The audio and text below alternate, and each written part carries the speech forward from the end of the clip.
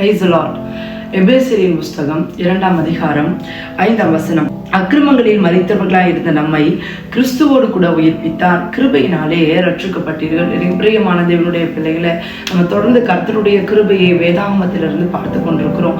இன்னைக்கு ஆண்டவருடைய வார்த்தை சொல்கிறது, அக்கிரமத்தில் மரித்தவர்களாய் இருந்த நம்மை, ஆமென், பாவத்துல இது போயிருந்த நம்மை கர்த்தர் என்ன பண்ணாராம்? அவருடைய கிருபையினாலே நம்மை ரட்சித்தார் என்று. பாவம், அதாவது பாவம் செய்கிற ஆத்மா சாகவே சாகும் என்று வேதம் சொல்லுகிறது.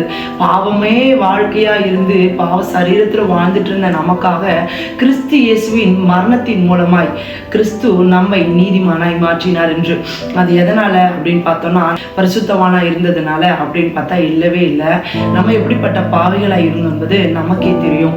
நம்ம இப்படிப்பட்ட பாவத்துல இருக்கும் பொழுது கூட அவருடைய கண்களிலே கிருபை கிடைத்தது பார்த்தீங்களா? அதனாலதான் நீங்களும் நானும் இன்னைக்கு ரட்சிக்கப்பட்டு இந்த பரிசுத்த வேதாகமத்தை சுமந்து கொண்டு இருக்கிறோம். இன்னைக்கு ஒரு பாவம் போது நமக்கு ஒரு உணர்வு வருது பார்த்தீங்களா?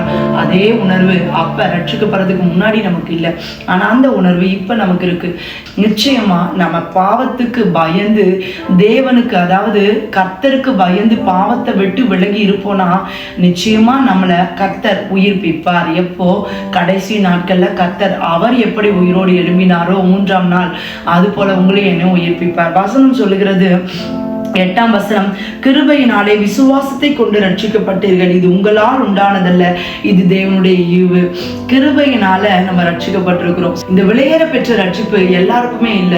கர்த்தர் அவரை நம்பி இருக்கிற சுதந்திரத்திற்கு தூரமா இருந்த நம்மையும் கர்த்தர் தெரிந்தெடுத்து கொண்டு வந்தார்.